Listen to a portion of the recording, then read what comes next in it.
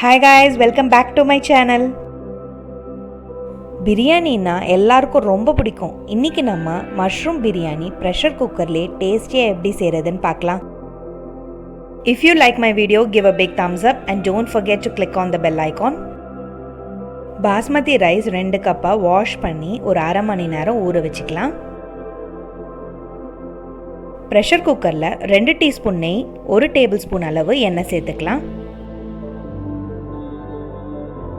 அடுத்து நம்ம ஸ்பைசஸ் சேர்த்துக்கலாம். ஒரு பிரிஞ்சி இலை, பட்டை, ஏலக்காய், கிராம்பு, ஸ்டாரு, ஒரு அரை டீஸ்பூன் அளவு சோம்பு சேர்த்து நல்லா வாசனை வர அளவுக்கு வறுத்துக்கலாம். ஸ்பைசஸ் நல்லா ஃப்ரை ஆனதும் நம்ம ஸ்லைஸ் பண்ணி வச்சுருக்க ஆனியன்ஸை சேர்த்து நல்லா வதக்கிக்கலாம்.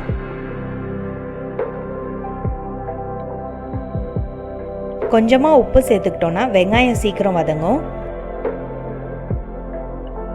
வெங்காயம் நல்லா வதங்கினதும் நம்ம கட் பண்ணி வச்சுருக்க தக்காளியை சேர்த்து நல்லா கலந்துக்கலாம். தக்காளி நல்லா சாஃப்ட் ஆகிற வரைக்கும் நல்லா வதக்கிக்கலாம். தக்காளி வதங்கினதும் 2 பச்சை மிளகாய் சேர்த்துக்கலாம். உங்கள் காரத்துக்கு ஏற்ற மாதிரி நீங்கள் சேர்த்துக்கோங்க. அடுத்து 1 டேபிள் ஸ்பூன் இஞ்சி பூண்டு விழுது சேர்த்து நல்லா கலந்துக்கலாம். இஞ்சி பூண்டு பச்சை வாசனை போனதும் 1/4 டீஸ்பூன் மஞ்சத்தூள், 1 டீஸ்பூன் மிளகாய்த்தூள், அரை டீஸ்பூன் தனியாத்தூள், அரை டீஸ்பூன் கரம் மசாலா சேர்த்து நல்லா கலந்துக்கலாம்.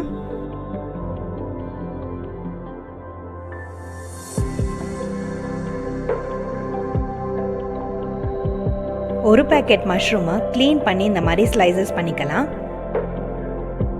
ஸ்லைஸ் பண்ண மஷ்ரூமை நம்ம மசாலாவோட சேர்த்து நல்லா மிக்ஸ் பண்ணிக்கலாம்.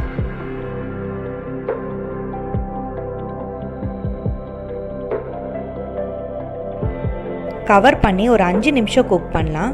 மஷ்ரூமே நிறைய தண்ணி விடும், ஸோ எக்ஸ்ட்ரா தண்ணி எதுவும் சேர்க்க வேண்டாம். ஓப்பன் பண்ணி செக் பண்ணலாம். மஷ்ரூம் நல்லா மசாலாவோட மிக்ஸ் ஆகி குக் ஆகிருக்கு. அடுத்து ஒரு 1/4 கப் அளவு தயிர் சேர்த்து நல்லா மிக்ஸ் பண்ணிக்கலாம். நெக்ஸ்ட்டு புதினா கொத்தமல்லி சேர்த்து நல்லா மிக்ஸ் பண்ணிக்கலாம்.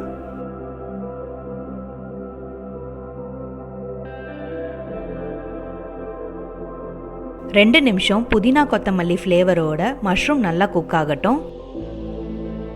வதங்கினதும் தண்ணி சேர்த்துக்கலாம். நான் இன்னைக்கு 2 கப் பாஸ்மதி ரைஸ்க்கு 3 கப் சேர்த்துக்கிறேன். நீங்கள் உங்கள் கன்சிஸ்டன்சிக்கு ஏற்ற மாதிரி தண்ணியை சேர்த்துக்கோங்க.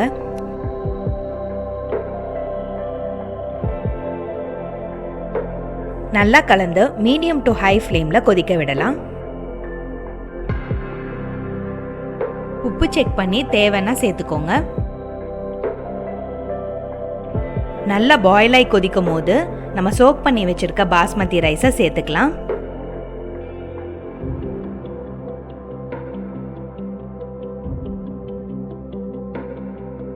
அரிசியை கலந்து கொதிக்க விட்டுக்கலாம்.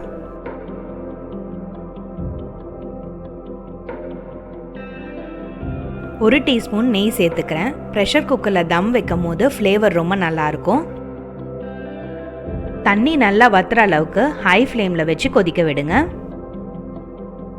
கடைசியாக கொஞ்சம் கொத்தமல்லி சேர்த்துக்கிறேன்.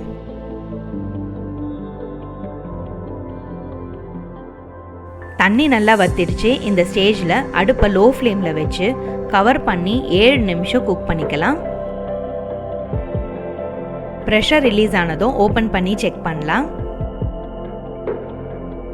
ரைஸ் நல்லா குக் ஆயிருக்கு. பார்க்கவே கலர்ஃபுல்லாக இருக்குது. ரைஸ் நல்லா உதிரியாக சூப்பராக குக் ஆகிருக்கு. ரைஸை ஜென்டலாக கிளறி விடுங்க. கலர் ஆட் பண்ணாமலே பிரியாணி எவ்வளோ கலர்ஃபுல்லாக இருக்குது பாருங்கள். மஷ்ரூமில் ப்ரோட்டீன்ஸ் இருக்குது.